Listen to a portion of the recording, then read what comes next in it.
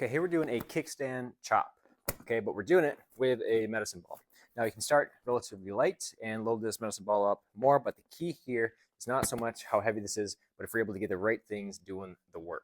So what we're trying to get is this side slash posterior backside hip. So think deep hip, glute medius, right at the almost the outside part of the femur there slash the back of the pelvis. Anytime we get that activation here, then we're doing a good job. If we're getting too much hamstring, we know we've got the wrong mark, and we'll get a little bit of quad here, but we shouldn't get too much. What we're doing here is we're using the ball to create a kind of a dynamic force into the hip. So essentially it looks like this.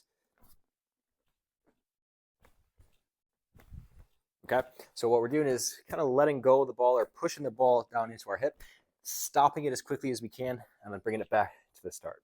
We can add a foot motion to this where we are stepping back as we do that. This helps ensure that we're getting all that load and effort into the side that we're working here.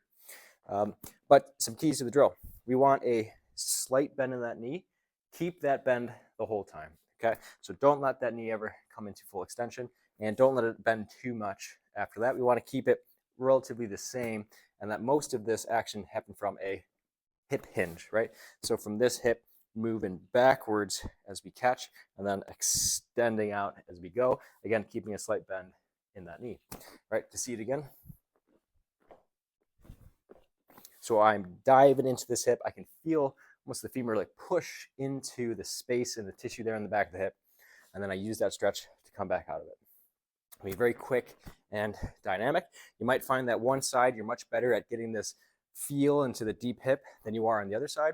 We'll have to spend more time on the other side to get that glute kind of activated to the table, getting what we call into that hip, and work and improve your ability to get into each hip.